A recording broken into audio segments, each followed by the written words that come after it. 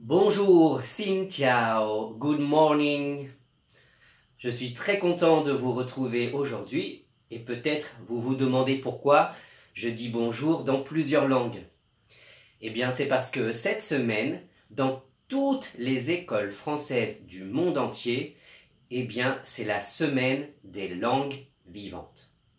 Et nous aussi, en GSB, on va apprendre plein de choses sur différentes langues et aussi différents pays.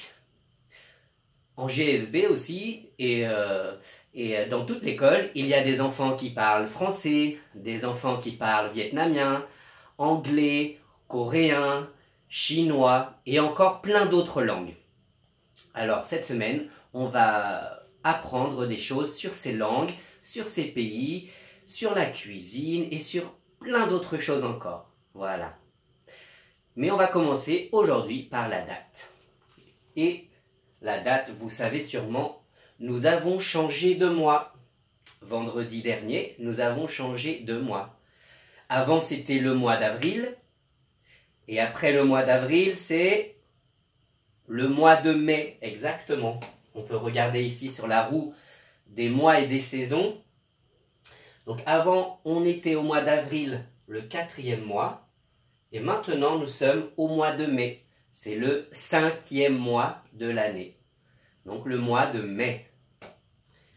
Hop. Là. Ah, je vais remettre ça, c'est tombé. Hop là. Petit incident technique. Et là, le mois de mai en attaché. Donc je vais enlever le mois d'avril en haut. Et je vais attacher l'étiquette du mois de mai. Voilà. Alors, hier, c'était dimanche 3 mai. C'est passé. Et aujourd'hui, j'entoure le nouveau jour. Aujourd'hui, c'est lundi 4 mai. Alors, je mets l'escargot au lundi. Hop. Voilà, lundi. Je change l'étiquette. On vérifie, c'est bien lundi? D'accord. Et j'écris donc le 4. Alors c'est facile, je regarde le modèle ici. 4. Et voilà, maintenant nous pouvons lire la date ensemble. Aujourd'hui, c'est lundi 4 mai 2020. Et sur mon calendrier, je peux voir qu'au mois de mai, il y a 31 jours. Au mois d'avril, il y avait 30 jours. Et au mois de mai, il y a 31 jours. Voilà les enfants pour la date. Alors sur le blog aujourd'hui, vous allez vous entraîner à dire la date et aussi à recopier la date, à l'écrire. D'accord? Et on va aussi apprendre à lire ce mot. Alors on regarde ici. Voilà, ici c'est écrit mai en script. Alors on peut épeler le mot. Épeler, ça veut dire les lettres d'un mot. Vous connaissez cette lettre? M. A. I. Je répète, M. A. I. En français, quand le A et le I sont ensemble, quand ils sont mariés tous les deux, ça fait E. M. Et E. Mai. Le mois de mai. Alors maintenant, je vais écrire en lettres capitales. Donc on a dit que c'était le M. Donc là, c'est facile. M. A. I. Mai. Et en attaché maintenant, parce que là aussi, vous allez vous entraîner à écrire le mot mai en attaché aujourd'hui. Alors, le M, c'est 3 ponts.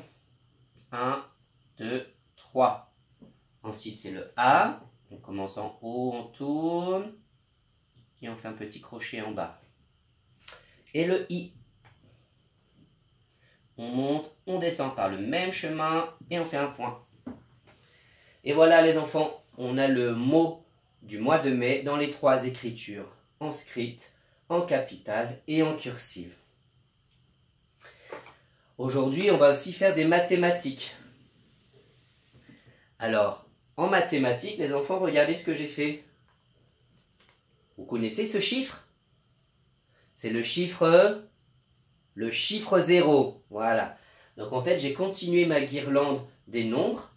Et donc le 0, je vais l'attacher avant le 1. Voilà. Donc à la maison aussi, vous pouvez aussi continuer, découper un petit carré dans une feuille de papier et écrire le 0. C'est facile parce qu'on avait déjà appris en classe avant.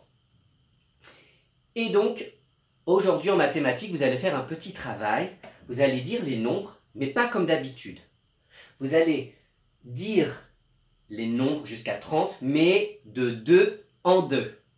En touchant les chiffres, regardez comment je fais. 0.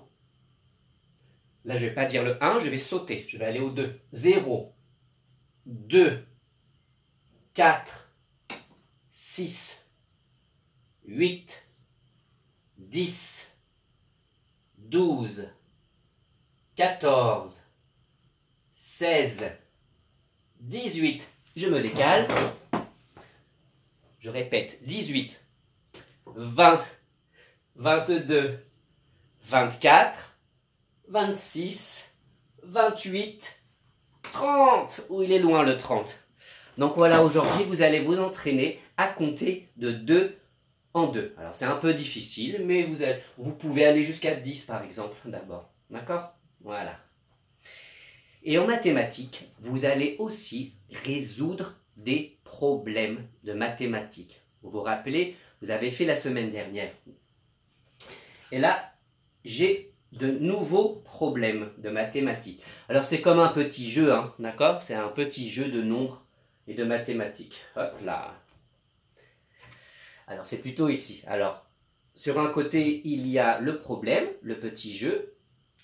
Et derrière, il y a la solution, la réponse. Alors je vous lis ici le petit problème. Le singe gris a 2 bananes. 1, 2. Il y a un autre singe, le singe marron, qui lui donne encore 4 bananes. Donc il en a déjà 2. Et le singe marron lui en donne encore 4.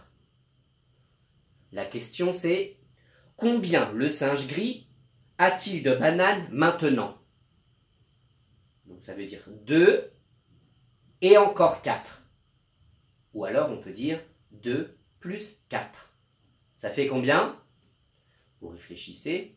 Vous pouvez compter sur les doigts. 2 et après 4. Vous avez trouvé? Je pense que oui. Alors on va regarder la solution. Hop là! Le singe gris a 6 bananes maintenant. Regardez, avant il en avait 2. 1, 2. Le singe marron lui en a donné 4. 1, 2, 3, 4. Et donc, au total, maintenant, il en a 6. 1, 2, 3, 4, 5, 6. Vous aviez trouvé? Vous êtes trop fort. Voilà, donc sur le blog aujourd'hui, vous allez avoir 4 problèmes de mathématiques à résoudre. Et il y a les solutions qui sont aussi sur le blog. Et puis vous allez pouvoir aussi écouter une histoire. Vous allez vous entraîner encore à chanter la chanson Loin mais ensemble. Parce que bientôt on va la chanter tous ensemble, que ce soit par les visioconférences, mais aussi, j'espère, la semaine prochaine. Voilà. Eh bien écoutez les enfants, je vous souhaite une très bonne journée. Travaillez bien, amusez-vous bien, reposez-vous bien aussi et profitez de votre famille. Au revoir et à demain.